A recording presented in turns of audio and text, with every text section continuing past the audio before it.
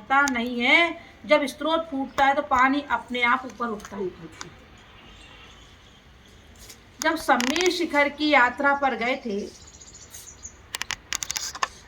तो वहां पर आचार्य यहाँ पर बता रहे, आचार्य संभव सागर की बात बता रहे हैं कि संभव सागर महाराज जी को बुखार था। 4 दिन से ठीक से चर्या नहीं हो पा रही थी। इतने अस्वस्थ होने पर भी जैसे ही सुना कि भैया लोग आए तो निर्गंत वीतरागी योगी, जिनके अंतस में वात्सल भरा हो, जैसे बछड़े को देखकर गाय दौड़ पड़ती है, अपनी पीड़ा को भूल जाती है, ऐसे ही जिन्होंने 4 दिन से ठीक से चर्या नहीं की थी वे उठकर बैठ गए और 1 घंटे तक उपदेश दिया भैया लोगों को। हे निर्गंत का धर्म है, मूलाचार्य जी में जो लिखा है वह यहाँ देखने को मिला। महाराज भी श्रावक की विनय करें। ये बात आपको नहीं लग रही? आगम में ये आदेश दे रहा है कि मुनिराज आप श्रावक की भी विनय करो। फिर मुनि की विनय को कैसे मना कर सकती हो? मुनि तो मुनि की विनय नियम से करते ही है, मुनिराज श्रावक की विनय कैसे करेंगे? देव सास गुरु ये आयतन है, उनके भक्त भी आयतन है। कुदे कुसास गुरु एक गुरु ये अनायतन है, उनके मानने वाले अनायतन हैं। यदि आपने कुदेव की आराधना की अथवा उनके प्रशंसकों की प्रशंसा की तो आपके सम्यक में दोष लगेगा। कह रहे आप कुगुरु कुदेव कुधर्म को मानना और मानने वालों की प्रशंसा करोगे तो आपके सम्यक में दोष लग जाएगा। कहते ना, अरे क्या होगा, वहाँ जाके ढोकई तो लगानी है या कुछ है तो हम फलानी जगह चले जाएं और फलानी जगह जाने के पर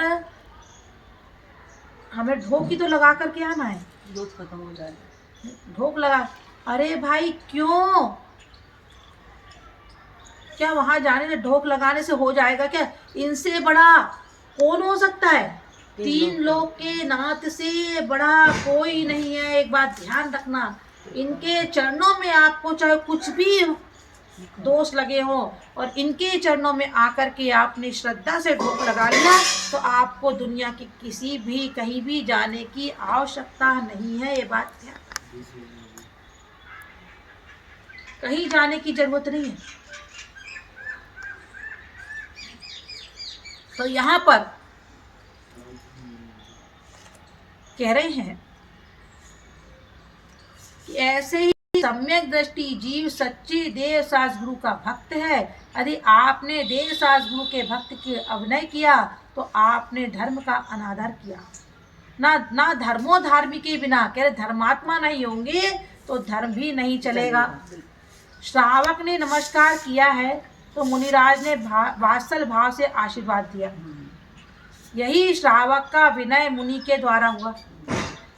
वे वृद्ध योगी कह रहे थे कि खुशी इस बात की नहीं है कि आप मेरे पास आए हो, खुशी इस बात की है कि महावीर की परंपरा में ऐसे युवा सामने आए।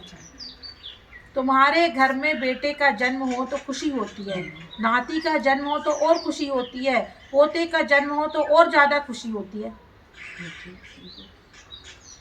तो जैसे जैसे हमारे घर में आगे बढ़ता है, कुल परंपरा है, आगे बढ़ते हैं, बेटा हुआ तो खुशी हुई, बेटे का बेटा हुआ तो बेटी का बेटा हुआ तो खुशी होती, चलो बेटी को भी हो गया, अब बेटी के बेटे के बेटे को हो जाए या आपके बेटे के बेटे के बेटे को हो जाए।